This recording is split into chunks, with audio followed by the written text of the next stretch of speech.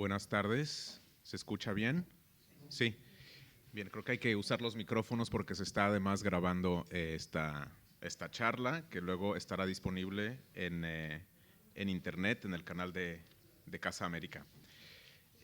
Pues bienvenidos, me da mucho gusto. Mi nombre es Karim Hauser, trabajo para Casa Árabe y esta charla, esta presentación del libro, es el resultado de una colaboración estrecha que tenemos en la red de casas. Algunos quizás sepan que hay una red de casas que consiste en seis casas de diplomacia pública española que tienen que ver con 6 regiones diferentes. Casa de América, desde luego donde estamos, que es la mayor de todas las hermanas. Tenemos a Casa Asia también en Barcelona y tenemos a la Casa África en Canarias y tenemos aquí en Madrid Centro Sefarad Israel y Casa Árabe. Casa Árabe también tiene una sede en Córdoba y la más pequeña de todas o la más joven es Casa Mediterráneo con sede en Alicante. Formamos una red. En general, cada una de estas casas tiene sus actividades independientes de las otras, pero intentamos en la medida de lo posible colaborar cuando vemos precisamente que hay elementos en común denominador, como es el caso de esta actividad y de los árabes en las Américas, un tema que ha ocupado a Casa Árabe desde el inicio, desde el año 2008. Yo mismo estuve dirigiendo un programa que bautizamos Arabia Americana durante 4 o 5 años, donde intentábamos entender mejor el fenómeno migratorio que tuvo lugar en las Américas, no solo en América Latina, sino también en Estados Unidos y en Canadá. Y incluso en uno de estos viajes que hice acompañando a 2 autores que llevamos durante 3 años a la Feria del Libro de Guadalajara. En uno de esos pasillos me encontré a Rosemary Salum, que estaba promoviendo una revista. Y bueno, pues me sorprendió muy gratamente saber por vaso roto que Rosemary había escrito este libro, del cual hablaremos aquí esta tarde y para el cual nos acompaña Luz Gómez García, León Rodríguez Saar y desde luego la autora, Rosemary.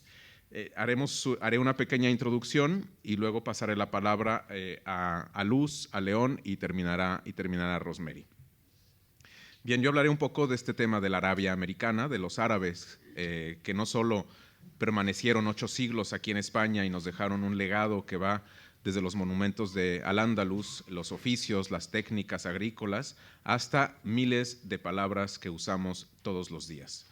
Con los conquistadores españoles llegó a las Américas un mudejarismo que hoy día es visible en edificios, en costumbres, en tradiciones, pero sobre todo también desde el siglo XIX hubo una emigración árabe procedente de Siria, de Palestina y del Líbano que formó parte de las nuevas construcciones estatales americanas, aportando un componente humano y social que fue perfectamente integrado en las respectivas dinámicas nacionales. Desde luego, con los bemoles que implica muchas veces un proceso de adaptación a nuevas tierras, pero que puede servir, desde luego, y esta era nuestra idea, como un modelo de otro tipo de integración. Es cierto que el tiempo en el que llegaron estos inmigrantes a las Américas es muy diferente de la época actual. También es cierto que la mayoría provenían o tenían de la fe cristiana, que también fue mucho más fácil de adaptarse a los países de acogida. Llegaron estos turcos, entre comillas, que igual que los gallegos, también entre comillas, hicieron las Américas y sembraron la semilla de una nueva ciudadanía diversa y plural. El turco fueron los árabes que viajaron con el pasaporte del Imperio Otomano y de ahí su identificación popular, aunque errónea, con lo turco. Más allá de Estados Unidos y Canadá que mencioné, América Latina se ha grabado en la conciencia de las familias árabes como uno de los destinos donde pudieron buscar y encontrar nuevas oportunidades. Así, años más tarde, en la actualidad, los árboles genealógicos de los países árabes multiplicaron sus ramas en Argentina, en Brasil, en Chile, Colombia, Costa Rica, Cuba, El Salvador, Ecuador, México o Venezuela, entre otros. El susurro de sus apellidos, como dice Amin Maalouf, que cuenta con una rama familiar instalada en Cuba y que precisamente explora en su novela Orígenes. Ese susurro ha quedado inscrito en esa identidad latinoamericana de origen árabe a través de sus nombres que pasan de generación en generación. Salum, desde luego, es uno de estos apellidos. Casi 2 siglos después de su llegada inicial, la presencia árabe en las Américas se refleja tanto en la política como en la gastronomía, en la arquitectura, en el comercio, en el mundo de la creación, la literatura y, bueno, también en el fútbol, ¿no? Hay un equipo en Chile que se llama Palestinos, que pues tiene grandes recursos y no estoy muy seguro si está ahora en primera división, pero desde luego sí que está en el… Sí, primera, ¿no? Bien, muy bien, confirmado. Segundo el año pasado en la Liga Chilena. Sí, pues ahí están, entonces desde luego un papel protagónico. Es evidente que el diálogo entre el mundo árabe y occidente se enriquece con la inclusión de las Américas y permite justamente una triangulación que beneficia a esto que se llama la alianza de civilizaciones. Creo que en estos momentos donde hay tanta polarización, violencia y una, digamos, deshumanización en las dos partes del mundo. Desde luego la más evidente es lo que está sucediendo en lo que es la actual Siria, Irak, pero es cierto que también en nuestro país, en México, hay una gran deshumanización con el incremento en la violencia. Y bueno, el hecho que podamos encontrar puntos en común entre estas civilizaciones a través de la bisagra que es España, sí que nos permite, bueno, pues tener una esperanza de que la cultura muchas veces puede acercar a estos países que parecen muchas veces muy alejados. Casa Árabe y Casa de América ofrecen justamente un espacio propicio para dinamizar esta triangulación y generar nuevas iniciativas. Nosotros en Casa Árabe hemos publicado distintos libros, más de corte académico, Los árabes en América Latina, Contribuciones árabes a las identidades iberoamericanas, Árabes de Norteamérica, pero también hemos hecho ciclos de cine en los que hemos incluso colaborado hace un par de años con Casa de América, un ciclo que se llamó América, donde hablamos de esto, de este fenómeno y de que hay películas muy interesantes. No son muchas, pero sí que hay unas muy buenas con realizadores como Miguel Litín o películas con temática de este tipo, de la migración árabe en las Américas, en Brasil, en Canadá. Y bueno, hemos hecho también, como les decía, varios esfuerzos en llevar la literatura árabe al otro lado del Atlántico, con estupendos resultados en la Feria del Libro de Guadalajara, en el Festival Hey de Cartagena en Colombia, y pues siempre que llevábamos esto nos pedían más. A mí en concreto me dijeron queremos más páginas árabes en Guadalajara, en Jalisco. Pero así como hubo migraciones en un sentido, es decir, del mundo árabe hacia América Latina, he constatado, y bueno, no soy desde luego el único, pero hay estudios también sobre el tema, el fenómeno inverso, esta migración a la inversa, o reverse migration, que a veces llaman en inglés, en la que vemos justamente cómo los árabes de las Américas, tercera, cuarta, quinta generación, vuelven al mundo árabe, vuelven a Oriente Medio para reconectarse con sus apellidos, con sus familias, con sus árboles, sus raíces genealógicas, ¿no? Yo que en la época era corresponsal de la BBC en español en El Cairo, fui a cubrir la retirada de Israel del sur del Líbano y estaba plagado de bombas racimo que estaba desmantelando muy pausadamente Naciones Unidas. Y yendo por el sur del Líbano, era la época del Mundial, esto era el que es 2006, ¿puede ser? 2006. Sí. pues me di cuenta que había muchas banderitas de Brasil en las casas. Claro, normalmente Brasil es un país, una selección nacional muy popular. En otros países, ¿no? digamos, de la periferia, que no son ni europeos ni asiáticos, pero en el mundo árabe en particular, en cuanto empiezan a eliminar a sus países, a Argelia, que era en aquel año el único país árabe que estaba en el Mundial, al siguiente que apoyan es a Brasil. Les parecía entonces muy lógico, normal que hubiera banderas brasileñas, hasta que el conductor que me llevaba me dijo, no, es que no son libaneses nada más, los de las banderitas son brasileños. Dije, no puede ser, hay tantas banderitas brasileñas en el sur del Líbano. Me dijo, si quieres vamos y tocamos a la puerta y tú mismo compruebas. Y efectivamente, toqué a la puerta, buenos días, sabah al-khair, en árabe, y después les pregunté si tenían algo que ver con Brasil, y de inmediato me dijo, sí, cara, ¿usted qué quiere? No. Anda, pues resulta que hablaban perfectamente bien portugués, con acento, con su sotaco brasileiro, ¿no? Su acento brasileño perfecto, y era gente que pues que venía a reconectarse, que venía a estudiar quizás los últimos años de la escuela o la universidad, que buscaba novia para casarse y llevarse a alguien del pueblo. Y me pareció de verdad muy interesante este fenómeno que era la migración a la inversa, ¿no? También es cierto que yo no sabía que se bebía tanto mate en Siria, ni en la Bekaa, en el Valle de la Bekaa, en Líbano. Y esto es directamente también producto de esta migración a la inversa, ¿no? Incluso hace poco había con la tragedia siria, ha habido una serie de programas de sátira y uno de ellos se llamaba Masasit Mati, y yo no asocié porque estaba escrito, digamos, en inglés. Cuando se lo pregunté a un sirio me dijo, claro, masasa es una paleta, una piruleta. Y le digo, ¿y qué es mati? Me dice, ¿cómo no puede ser? ¿No sabes lo que es mati? Y yo, no. Me dice, pues lo que toman en Argentina y en Brasil y eso. Mate. Entonces, es muy curioso cómo se crean estas conexiones y estos intercambios culturales que arrojan en el siglo XXI unos resultados un tanto inesperados. Esta búsqueda de la identidad, de una identidad compleja, de una identidad híbrida, que muchas veces hay algo que le hace falta.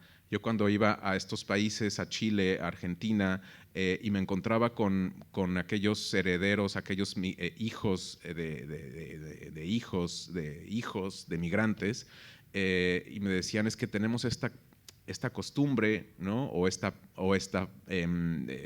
foto, esta fotografía de mi abuelo, de mi bisabuelo, y yo considero que Beit Jala, Beit Sahur, que era el lugar de origen de sus abuelos, es como sagrado, es un lugar como fijo en el tiempo. Y le dije, bueno, pues esa foto que es muy bonita, que es color sepia o que es blanco y negro, te aseguro que tiene color. O sea, que hay que actualizar un poco esa imagen idealizada que tú tienes, con todo respeto a los ancestros y a los abuelos, pero el Líbano no solo es bailar la dabke o un buen falafel. O sea, es mucho más complejo que eso, es mucho más diverso que eso. Ha cambiado muchísimo también. La Palestina de tu bisabuelo no es la Palestina actual, más allá de que esté ocupada por Israel. Pero los acentos han cambiado, los platillos típicos han cambiado. Esto que ustedes comen en Chile todos los domingos, pensando que es una costumbre habitual, esto solo se come una vez al año en Palestina, cuando hay una Navidad o una festividad especial, ¿no? Entonces, este hecho de que también en las Américas aquellas generaciones que tienen esta nostalgia, este recuerdo de un Oriente Medio, de un Líbano, una Palestina o Siria, inmóvil en el tiempo, es algo curioso, que bueno, desde luego no solo es el caso de las comunidades inmigrantes árabes, también pasa con los alemanes en el sur de Brasil o los japoneses en Perú, ¿no? Bueno, voy a ser ya breve. Creo que esta revisión de los orígenes En la literatura, además, es muy rica. Citaba a Maalouf y su libro Orígenes, en el que explora esa rama de los Maalouf que emigraron a Cuba, y se pregunta él mismo qué hubiese pasado si, en vez de haberme quedado yo en Líbano y emigrar a Francia, hubiese yo sido también hijo del trópico, como esta gente, ¿no? Y es, bueno, una hipótesis que explora un poco ahí. Este deseo de estas cuartas o quintas generaciones de tocar, de escuchar, de interpretar esa otra realidad y de traerla a su idioma, a su lenguaje, está claramente en este libro del que venimos a hablar hoy. Pasa realmente a través de un filtro latinoamericano, de un tamiz claramente mexicano. Rosemary nos platica del Líbano, Habibi. Hay bolas de boliche, hay playeras, hay gansos, hay meseros, hay pizarrones. Hay realmente un feeling muy, muy mexicano, pero también hay kipás, hay ramadán, hay una exquisita descripción de la vibración de la Z en el nombre Zena. Onírica, surreal, contemporánea y suspendida en el tiempo, es el agua que mece el silencio. Voy a dar pie entonces a que Luz Gómez García nos hable también de esta obra, y después a León Rodríguez Ar, y escucharemos después a la autora. Muchas gracias.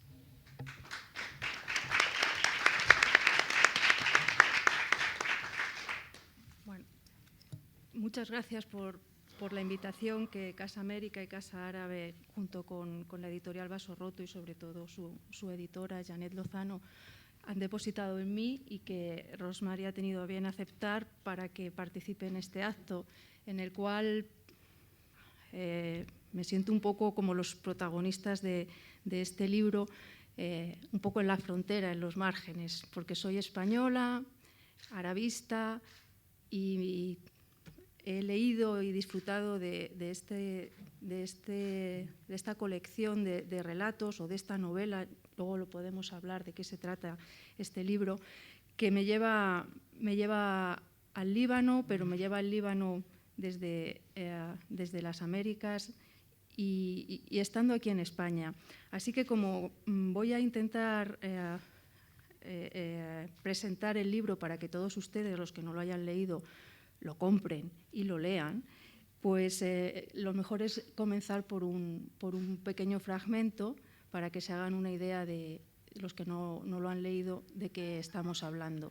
Yo me he atrevido a elegir, sin contar con Rosemary, y le pido perdón por ello, uno de los relatos que componen el libro. El libro está compuesto por 16 piezas, y digo piezas porque no son relatos independientes, no son cuentos autónomos, hay que leer el conjunto para poder acceder a todo lo que el libro ofrece, y me he atrevido a elegir uno de ellos, porque para lo que a mí me interesaba, que es esta lectura desde aquí, desde España, desde Europa, en este mes de junio del año 2016, en el que la realidad es bastante dura, tanto en la política nacional, en la cual no voy a entrar, por supuesto, como en la realidad árabe, que nos está trayendo todos los días las imágenes de los refugiados que se ahogan en el Mediterráneo. Creo que puede servir para hacer esta lectura. El relato que he elegido se titula El cubo. Es, bueno, ni muy largo ni muy breve, quizá un poquito largo para leerlo en voz alta, pero me voy a atrever. No se asusten, serán 6 o 7 minutos. Dice, se titula El cubo. Mi corazón está rodeado por un cubo de hielo. A menudo pienso en él. Aparece por las mañanas, cuando estoy con mi familia, cuando tomo mis clases de historia o cuando veo las noticias y observo cómo alguien anuncia su muerte con un gesto que detonará su cuerpo. Entonces me llevo la mano al pecho y lo siento duro y frío. Las aristas del cubo buscan salir por mi piel y confirmo que allí lo tengo, justo detrás del esternón. He crecido con ese cubo desde que lo recuerdo. A veces me inmoviliza. Cuando la noche es más oscura, extiende sus venas gélidas hasta que se convierten en una cuerda que amarra mi organismo. La inmovilidad me mantiene segura. me lastima, me saca sangre, pero me mantiene a salvo. Otras veces, cuando es de día, el hielo se derrite y es como si un encendedor prendiera una flama azul intensa y bordeara las membranas de mis venas. Entonces me dedico a perseguir sombras, a desprenderlas de algunas banquetas y de las hojas de algunas hierbas. Aunque a decir verdad, lo que más quiero es a Ismael. Cuando pienso en él, el agua se derrite y nace una flama en movimiento. Ismael es mío. Lo conocí desde que entramos a primer grado. Jugábamos todos los recreos. De juego en juego llegamos a la adolescencia y después a la universidad. Ahora solo pienso en él y es como si en mis 20 años de vida él hubiera estado intermitentemente. Es cálido como ese reflejo azul que tengo dentro. Siempre quiere estar conmigo. Dice que soy linda. Nadie me lo había dicho antes. Únicamente me han enseñado a defenderme y no dejarme humillar. A veces me trae algún dulce o fruta, pero no lo acepto. En casa me critican porque es musulmán. Pero ayer dijo que había olvidado las galletas que me iba a regalar y un poco desesperado comenzó a voltear a su alrededor. Del árbol que se asoma a la esquina donde esperamos el camión para regresar a casa, colgaba una manzana. Era grande y de un rojo muy intenso, pero nos tienen prohibido arrancarlas. Y esto, dijo en tono festivo, es lo que te voy a regalar hoy.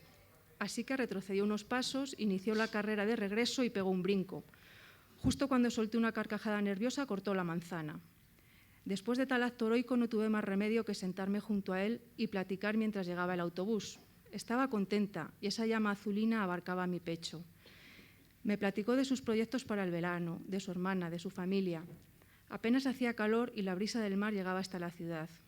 Yo empecé a morder la fruta e Ismael siguió con su conversación. Me platicó también que su madre lo cuidaba demasiado, como lo hacen conmigo, pensé, y le prohibían hablar con gente que no fuera de su credo, aunque eso a él no le importaba, según me dijo. Dejé de comer y le pregunté por qué decían eso en su casa. Pero cuando Ismael comenzaba a responderme, empecé a escuchar un sonido muy agudo dentro de mi cabeza. Veía a Ismael, pero ya no lo oía. Sus labios se movían lentos, él gesticulaba seguro, casi sonriente. Sus ojos tenían una mirada tierna. De vez en vez cerraba delicadamente sus ojos como buscando alguna idea, alguna palabra que representara lo que estaba originando en su interior. Pero yo no escuchaba. No estaba comprendiendo lo que se movía dentro de este campo de fuerza. No sé, me dijo en un instante, y no acabo de atinar por qué logré oír estas palabras. No sé, pero el odio sabe a añejo. Y de pronto, sin que lo pudiera controlar, el sonido rasposo volvió a chillar dentro de mis neuronas, silenciando todo lo que me rodeaba. Estaba muy incómoda, pero Ismael no lo notó. Él seguía sonriendo y sus labios seguían articulando oraciones que no podía entender. Me parecía que la brisa traía consigo un aliento gélido contaminando mis poros. El hielo se empezó a meter por mi oído de tal modo que tomó su forma y me dejó aislada del mundo. Entendí que ya no lo escuchaba, que nunca lo haría. Miraba los labios de Ismael, las piedras y flores que brotaban de su boca, su lengua atorándose entre los dientes y esa sonrisa intimidada. A pesar mío, el hielo se iba acumulando con cada uno de sus gestos. Mi piel ya no obedecía a mis instintos, estaba violeta, encrespada. Dejé de tener control sobre mis movimientos. La fruta resbaló violentamente de mi mano y fue a desplomarse sobre el pavimento. Vi cómo se fue rodando por la banqueta hasta llegar al pie del edificio. Era como si patinara sobre la nieve, como si la banqueta se hubiera cubierto del hielo de los Himalayas. Ismael permaneció serio. No entendía por qué había tirado la manzana y me había parado abruptamente. «Esta es mi ruta», dije con la voz resquebrajada y salí corriendo directa al camión que acababa de hacer su parada. «No, Ismael, no». Me atravesó ese pensamiento y ascendí el transporte para hundirme y perderme entre la gente. Esa noche soñé que el cubo de hielo crecía. Alguien se acercaba a mí para calentar mi organismo, pero era imposible. El hielo ya me había cubierto y ahora estaba inmóvil. Sentía deseos de llorar. No entendía qué había pasado ni en qué momento esa masa congelada me había penetrado. Cerré los ojos para buscar el fuego dentro de mí, pero ya nada quedaba. Me desperté temblando. El hielo me tenía exánime. Todo allá afuera se veía borroso, indefinido. El cubo no me dejaba ver con claridad. Las luces de mi cuarto debían continuar apagadas. El alba aún no nacía. La soledad no era evidente, pero se percibía. Intenté abrir los ojos, pero fue en vano. Las imágenes regresaron a mis pensamientos. El cubo seguía siendo una masa densa, dura, incolora. Traté de salir a buscar una flama, algo cálido que me consolara y me permitiera el movimiento. Caminé por valles y montañas. Me inmiscuí por los accidentes geográficos del monte Líbano. Busqué dentro de las grutas, trascendí fronteras, me dirigí al sur, caminé sobre las cúpulas doradas y floté por el Mar Muerto. Pero nada podría licuar aquel bloque que me tenía temblando. Me dirigí hasta Jerusalén. Dentro del bullicio de la ciudad encontraría una flama celeste. Escalé por el muro de los lamentos y me detuve en la roca más alta.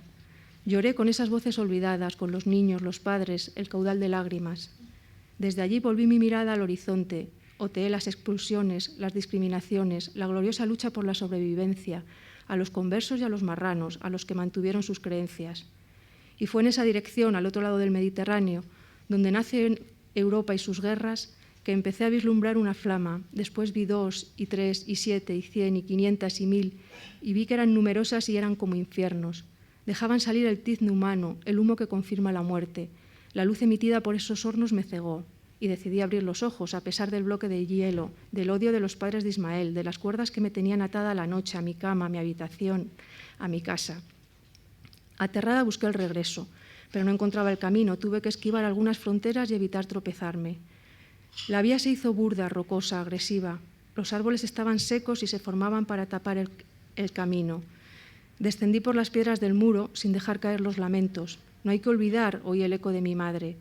Ese fuego mató a los nuestros, no hay que olvidar, me repetía cuando yo la cuestionaba, cuando recorría los senderos y las fronteras, cuando unas venas de hielo circulaban por mi sistema. Su voz se tropezaba con la mía, la enfrentaba, peleaba con ella, se imponía. Así que busqué la flama, las galletas e incluso a Ismael. Traté de que el hielo no me cubriera y me congelara. Titubeé frente al odio, la venganza, los árboles y las estúpidas manzanas.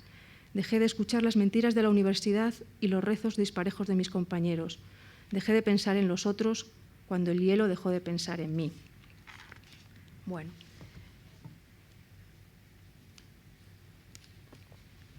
Mi elección de este fragmento, de este relato, está en relación con esta propuesta de lectura que yo adelantaba, en la cual la creación de un nuevo espacio, de un espacio en el que lo fronterizo, lo marginal, los bordes se convierten en el centro, en el núcleo, dan lugar a una nueva propuesta vital, a una nueva propuesta de creación y de superación.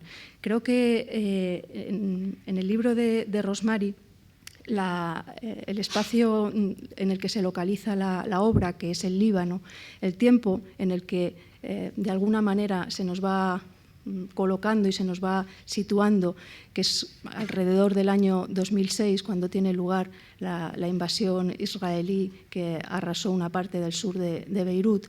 Y los protagonistas, que son todos, excepto una protagonista a la que luego volveremos, son todos niños en el umbral de la pubertad o adolescentes que todavía apenas han llegado a la universidad, pero no son jóvenes. Son también ejemplos de esta creación de identidades en los límites, en los momentos de tránsito y de paso. El Líbano del año 2006 es el Líbano que había empezado a despertar después de un larguísimo periodo de inestabilidad que se remonta incluso antes de los inicios de la Guerra Civil, en el año 1975, y a pesar de que la guerra finalizó oficialmente en el año 1990, decía que en el año 2006 el Líbano había empezado a despertar en eso que muchos han intentado recordar, que fue la primera primavera árabe en el año 2005. Ese Líbano que en una juventud cansada, harta de las fronteras, de los límites, de la necesidad de crear compartimentos estancos propia de las viejas generaciones y del siglo XX, hija del colonialismo, que establecía las creencias de cada uno, si era musulmán, si era cristiano, si se era musulmán, si era suní o si era chií, si se era cristiano, se podía ser maronita, pero entonces también podía ser ortodoxo o católico, o podía ser ortodoxo sin ser maronita, estaban los drusos, estaban los judíos, había que ser algo definido y nombrado. Ese Líbano, digo, en el que también estaba muy marcada la geografía, el norte frente al sur, la costa frente a la montaña del Líbano. En el año 2005 parece, parece, digo parece porque por desgracia todavía no está claro que se haya asentado, que va a eclosionar, que va a buscar una nueva vía, que empieza a ser evidente que los árabes, como dice un libanés que fue asesinado precisamente en este año, un escritor, periodista, un intelectual, que tiene también uno de sus libros traducidos al español, y que se llama Samir Kassir, y que el libro da ya una idea de cuál es el origen, el fundamento de esta angustia. Se titula De la desgracia de ser árabe. Esta desgracia de sentirse árabe y de sentirse irremediablemente árabe, tanto de una manera interior, como por el reflejo que de lo árabe se ha proyectado hacia afuera y que rebota y acaba siendo asumido por los propios árabes. Esta desgracia de ser árabe que hoy, la última noticia que hemos leído, hemos escuchado sorprendentemente al Dalai Lama decir que Alemania tiene demasiados árabes, ya ha utilizado la palabra árabes, tiene demasiados árabes y no se puede convertir en un país árabe. Esta desgracia de ser árabe, el estigma, parecía que comenzaba a superarse. En ese contexto, yo supongo que luego Rosmary nos lo va a explicar, yo he leído el libro, quizá me he equivocado, pero por eso he dicho que soy arabista, tengo mi deformación y no puedo evitarlo, siempre me encamino por los mismos sitios. Y he leído este libro dentro de este grito de los libaneses y de los árabes, porque es un libro sin duda muy americano, es un libro muy hispano, pero es un libro muy árabe. Y es un libro muy árabe en la ruptura de todas las convenciones que habitualmente nosotros establecemos, digo nosotros desde Europa, establecemos hacia lo árabe. Es un libro en el que los géneros no están claros. Yo decía, no sabemos si son 16 relatos autónomos, no lo son, lo digo, no lo son, pero tampoco es exactamente una novela. Es un libro en el que se van superponiendo e interconectando las tradiciones. Hay claramente alusiones a la tradición árabe, a las 1001 noches, por supuesto, pero también a la tradición árabe de la recuperación de historias que nunca sabemos exactamente si se han acabado o van a volver a comenzar, y continuamente vuelven sobre sí mismas. Los personajes aparecen una y otra vez, como en las narraciones orales árabes. Es un libro en el que está muy presente el realismo, cierto realismo mágico, pero pasado por una angustia y un gusto por cierta, diríamos, recreación física del dolor y del malestar psicológico, que también es muy propio de la literatura árabe más contemporánea. Y aunque no sé hasta qué punto esto pueda ser resultado de las lecturas que haya tenido Rosmary de la literatura árabe, me pregunto también, como hacía hace un momento Karim, si esta vuelta a los orígenes también es una vuelta a lo mejor inconsciente, pero es una vuelta que las segundas, terceras, cuartas generaciones de autores con orígenes árabes acaban recuperando y están emergiendo porque forman parte de su formación de niños, de transmisión familiar, de conocimientos que al fin de cuentas nos alimentan a todos y nos conforman como seres humanos también en cualquier otro contexto. Decía que en este sentido es una obra que crea y establece unos nuevos vínculos, unas nuevas relaciones entre lo árabe y lo eurohispano o lo hispano entendido americano como con no solamente la América del Sur, sino las Américas en general, para crear un nuevo espacio, un nuevo lugar en el que habitar. Un nuevo lugar que a mí lo que me ha sorprendido es, frente a las otras cuestiones que he mencionado, es el carácter cerrado de los espacios que recrea. Es algo que distinguiría de todo lo que decía hasta ahora.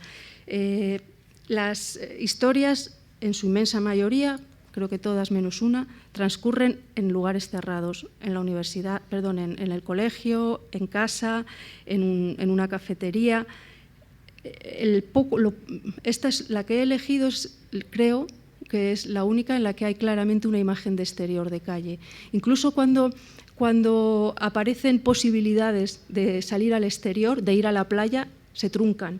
No acaban de ir a la playa. Hay un par de historias en las que van a ir a la playa y al final no es posible ir a la playa.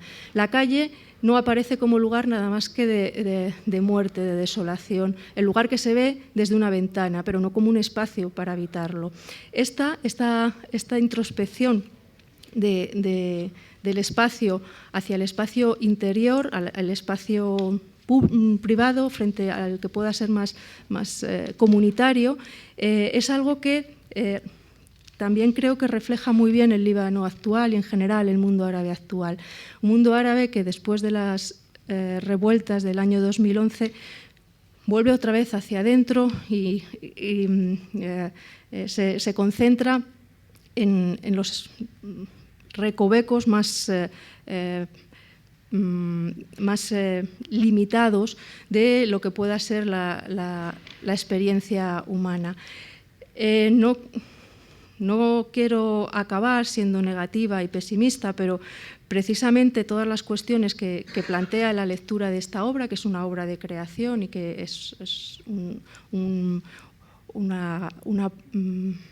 como toda gran, creo que es una gran obra, una provocación al lector y una propuesta de que se reconsidere a sí mismo y se repiense. No quiero acabar siendo pesimista y siendo negativa, pero no puedo dejar de mencionar cómo precisamente la lectura de esta obra es especialmente pertinente precisamente en este momento en el que en Europa y en concreto también en España nos enfrentamos al qué hacer en nuestra relación con los árabes, con el otro Mediterráneo, que es nuestro mismo mar, el lugar que compartimos, y con este nuevo reto de transformarnos a todos para conseguir crear un espacio común que de momento está cerrado como los espacios en el que transcurren las historias de Rosemary, pero que sin embargo está lleno de gente con diferentes creencias, como son las del libro de Rosemary, lleno de juventud, de gente con menos de 25 o 30 años que quieren hacer un futuro distinto, como son los jóvenes que aparecen en el libro de Rosemary. Este espacio lleno de fronteras que han desaparecido y que necesariamente se tienen que reconfigurar porque los Estados-nación no dan ya respuesta a las necesidades de un mundo totalmente interconectado, como lo son también estos jóvenes que aparecen aquí hablando o chateando por Facebook. Y en este sentido le doy las gracias a Rosemary por habernos ofrecido la posibilidad de leernos para pensarnos hacia el futuro aquí también en España. Muchas gracias.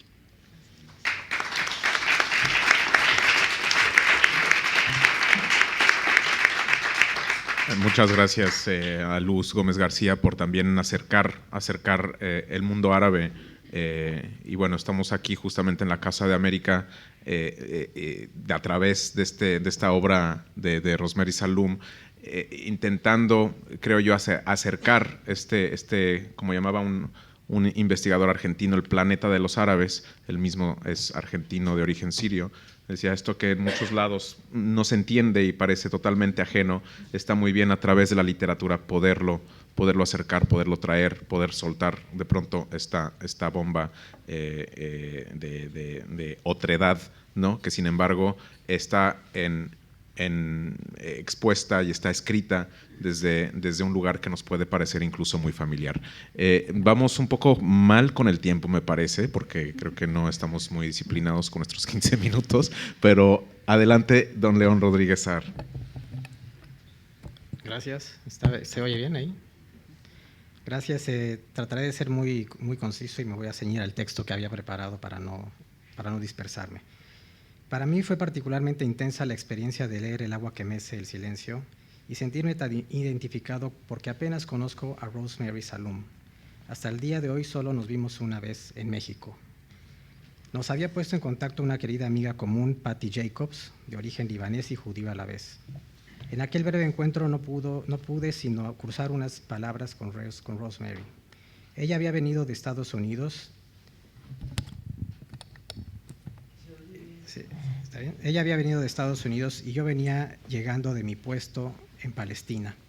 Y por casualidad del destino coincidimos en ese momento en el club libanés del DF. Me acerqué a ella después de preguntar a algunos amigos en común cómo identificarla.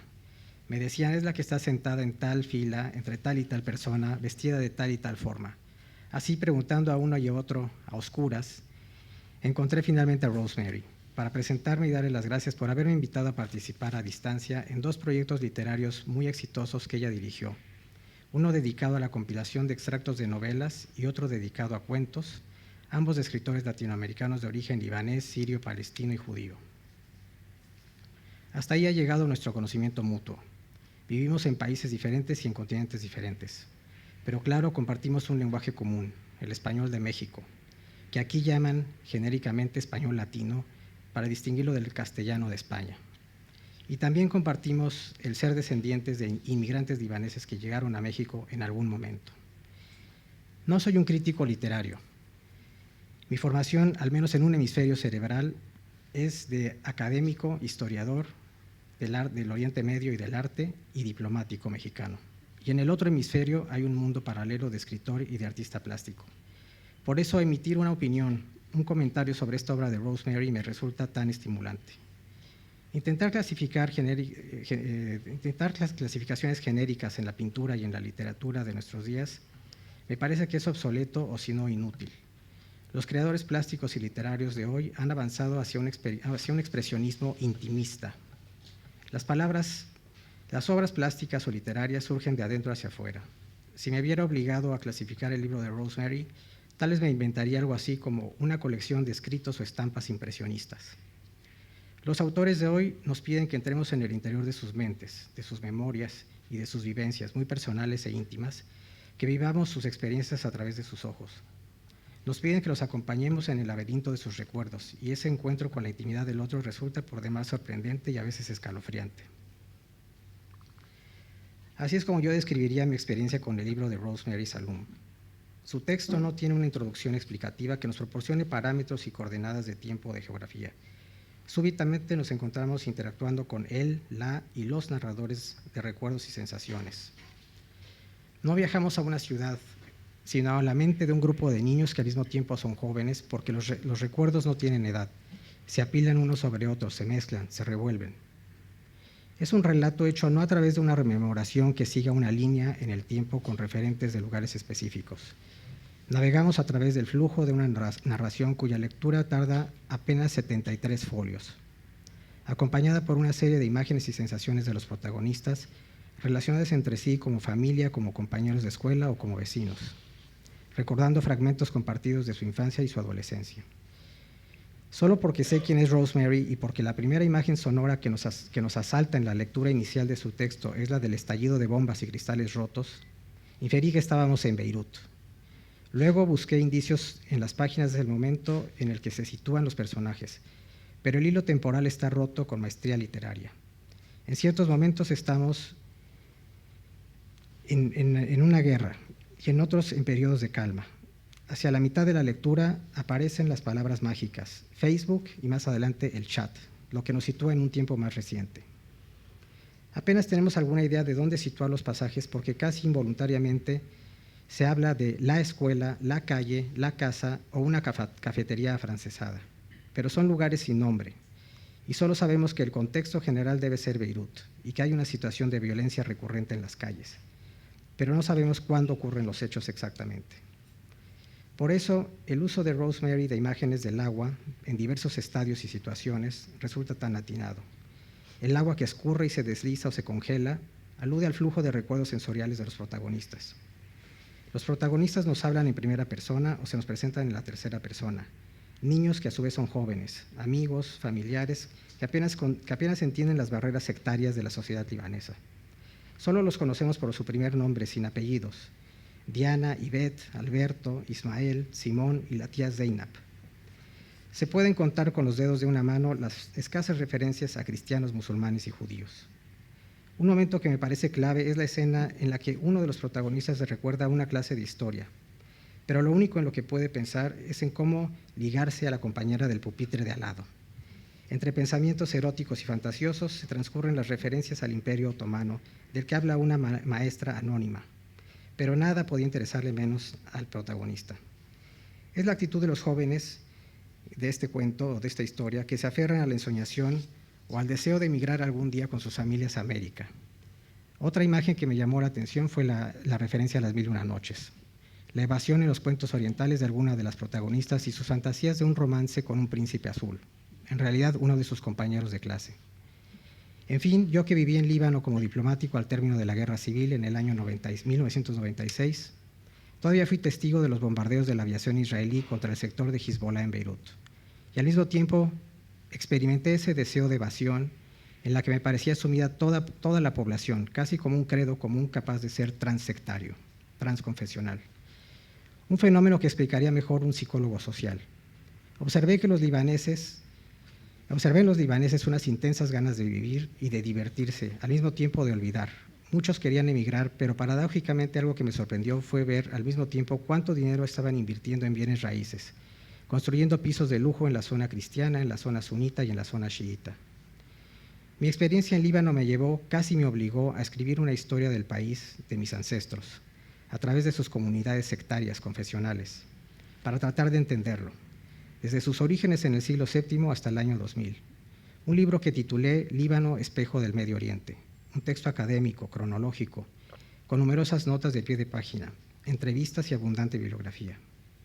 Por eso, para mí, esta obra de Rosemary no puedo sino verla como una intrahistoria, que capta momentos de un grupo de amigos, niños, adolescentes, casi anónimos, que nos dan su punto de vista de cómo vivieron la guerra, sin permitir que la guerra penetrara en ellos.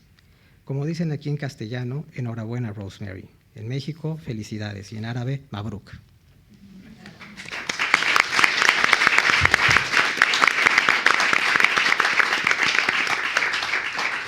Muchísimas gracias a León por esta aproximación, por además esta estupenda mezcla de su experiencia personal en el Líbano como diplomático, pero también, como bien dijo, como historiador y bueno, toda la serie de cuestiones que te ha movido también a nivel personal. Rosemary, por favor, cuéntanos.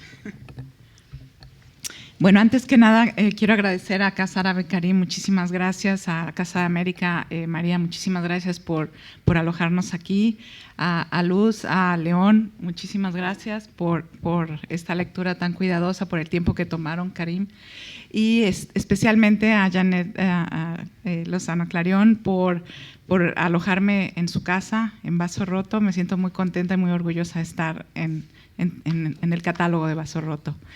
Y bueno, gracias a ustedes, porque a pesar de la feria y de tantas actividades, han venido a acompañarnos esta noche a celebrar la presentación de este libro, ¿no?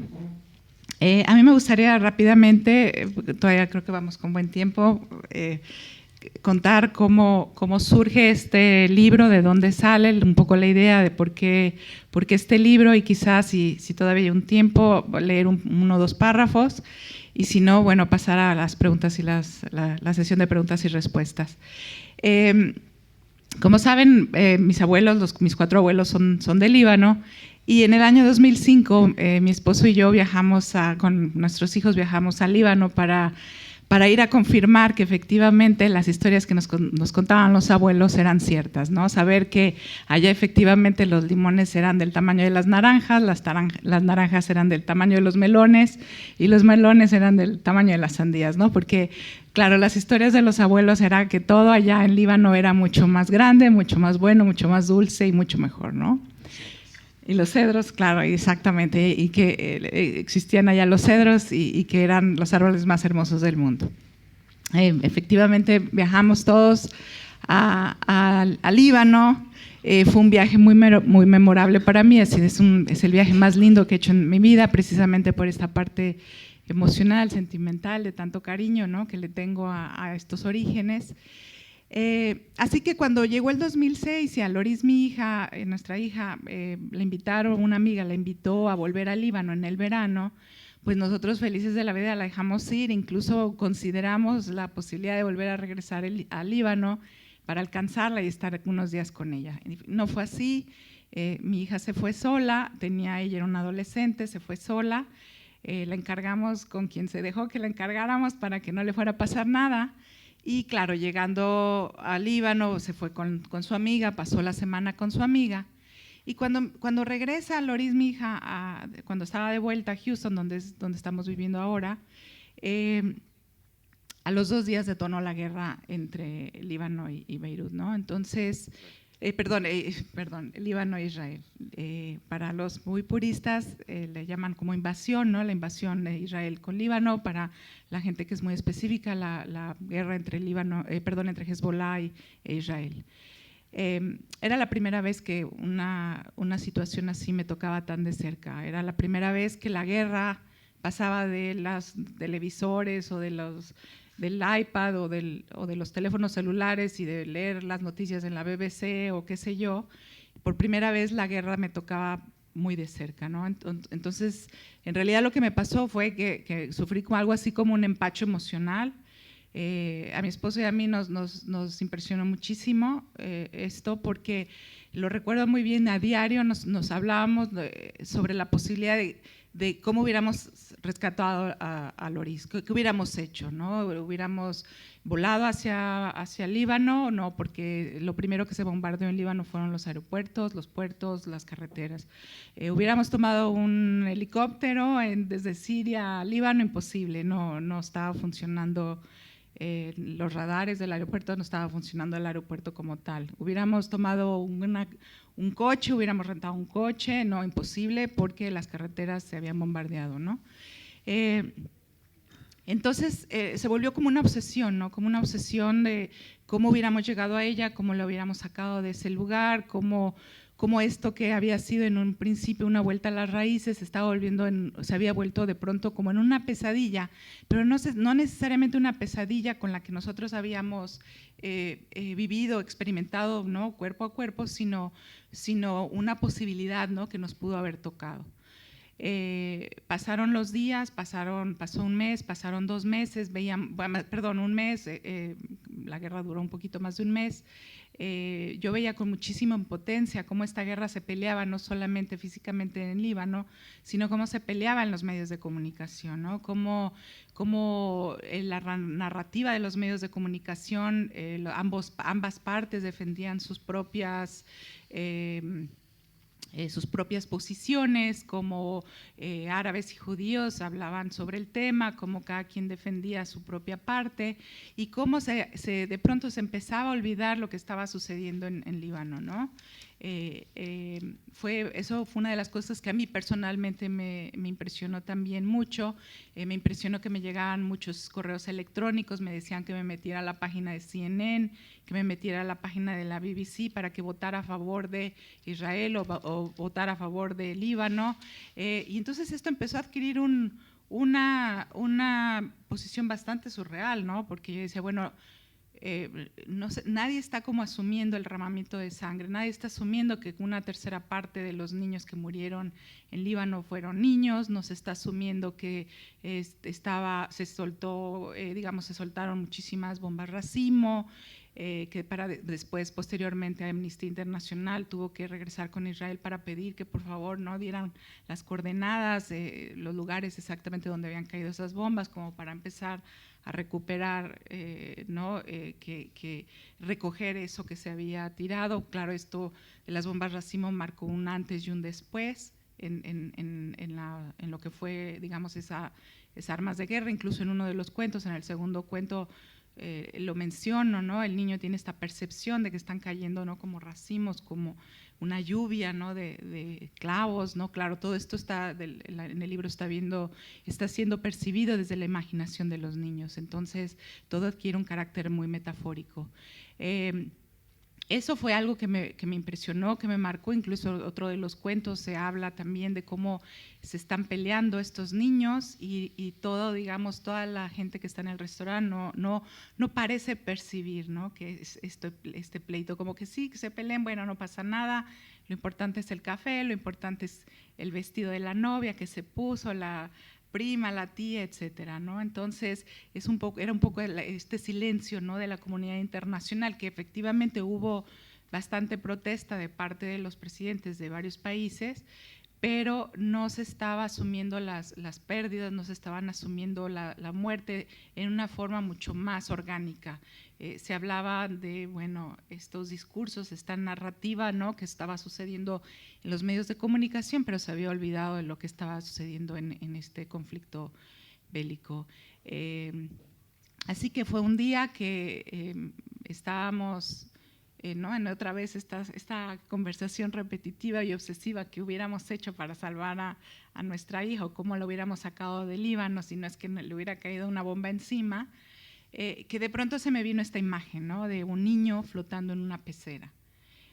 Fue muy poderosa la imagen, no sé de dónde ni cómo llegó, y fue ahí que en ese momento me senté a escribir por primera vez la historia, ¿no? Digamos, la primera historia de este libro, que es El agua que mece el silencio, y que da el nombre al libro completo, y es esta posición de un niño que se llama Alberto, que sus padres su madre es judía, su padre es católico, y el niño se está preparando para ir a la escuela y de pronto el niño cree que hay truenos, ¿no? que viene una tormenta, que algo está pasando allá afuera, y la percepción del niño no le permite bien a bien distinguir qué es exactamente lo que está pasando, porque claro, no tiene conocimiento de lo que es una guerra, jamás ha estado en una guerra, y el niño empieza a crear estas imágenes en su mente hasta que finalmente se da cuenta que es una guerra, y es cuando el niño queda inserto dentro de esta pecera, ¿no?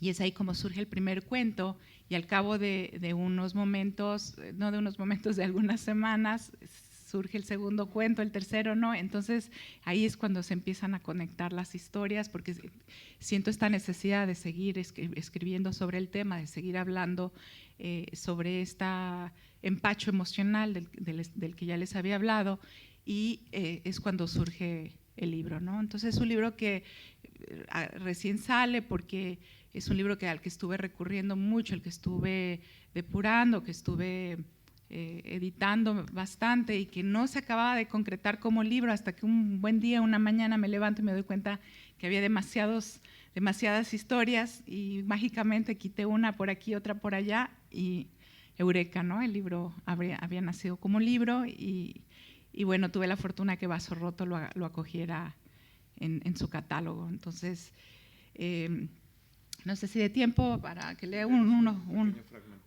voy a robarte del primer cuento. ¿Me prestas lentes?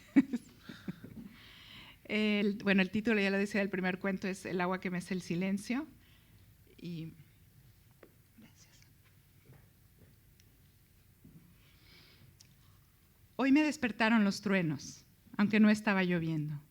Lo sé porque no escuché el sonsonete de la lluvia, ese sonido que limpia los cristales cuando el sol se desprende del mar. Los gritos de mamá se escuchan hasta mi cuarto y oigo a mi padre hablar por el teléfono. Su voz suena alterada, se cuela por el ojillo del cerrojo y se mete como un remolino en mi estómago. Algo no me gusta, porque brotan burbujas de adrenalina a lo largo de mis venas. Siento como si me hubiera tragado una mesa entera y la madera se hubiera metido por el hueco de mis huesos. Mamá grita que me aleje de la ventana, pero la madera no me deja doblar las rodillas. ¿Se habrán enterado ya? Quizá la madre de Ismael es quien está hablando con mi papá, tal vez por ello se le oye tan descompuesto. Seguramente está furioso, por eso su voz se prende y se quiebra como la colilla de su cigarro. En el piso de arriba también resuenan carreras indecisas que tropiezan con los muebles. Afuera, la gente lleva la misma prisa. Algunos se remolinan, otros se dispersan en todas direcciones y siento que estoy soñando. Tengo los ojos pegadizos como dos chiclosos adheridos a la ventana. Mi mamá nos llama a Simón y a mí. No nos quiere en la recámara. Su voz es tan aguda que me pincha los pulmones y el aire se me escapa por los orificios. Hoy le prometí a Ismael que le devolvería su jeep de control remoto, pero se lo daré en la tarde. Todavía no aprendo a usarlo y no quiero que mamá lo vea porque ayer lo estrellé contra su sillón elegante, el que usa para sus visitas y en donde se sienta con mi abuela a fumar el narguile. El sillón le acomoda porque le contiene sus carnes. Cuando ella viene a vernos, se sienta siempre ahí y antes de que lleguen los invitados, prende la tele, sube el volumen y sintoniza los programas de modas a los que llegan de Francia. Su sueño dorado es ir a Jerusalén o conocer Tierra Santa. Dice que un día irá con mi madre, aunque tomen caminos separados. Ella irá a conocer el Huerto de los Olivos y mi mamá visitará el Muro de los Lamentos. Yo no iré, prefiero quedarme con papá. Me molesta cuando insisten en que memorice los rezos. Mamá me enseña unos y papá otros. Cuando empiezan los pleitos, yo me escondo en mi cuarto. Prefiero irme con Ismael. Oigo a Simón que entra a mi recámara, dice algo pero sale de inmediato. No entiendo qué quiere, por eso ni siquiera lo miro. En la sala hay una agitación que parece el fin del mundo. Mis padres continúan el alboroto y se oye mucho escándalo. Alguien toca la puerta de la casa, pero esta vez no soy yo el que abro, es mi madre quien lo hace. Entra la abuela gritando, «Líbano Habibi, Líbano Habibi». Por su tono de voz puedo adivinar la expresión de sus ojos. Debe tenerlos como el hombre del cuadro de Goya que mamá tiene colgado en el pasillo. Es un hombre que está a punto de ser fusilado. Papá no suelta el teléfono, sigue alterado. Apenas si se detiene a respirar entre palabra y palabra y quiere llevar de inmediato a la abuela a recoger sus cosas para irnos a Siria y evitar las bombas. Es una sola palabra, bomba. Bolas de boliche sobre los barrios de Beirut, bengalas de bronce, todo flota. Mi cuerpo es una bóveda de agua. Y bueno, continúa el cuento y bueno, ya lo leerán ustedes y llegarán a sus conclusiones.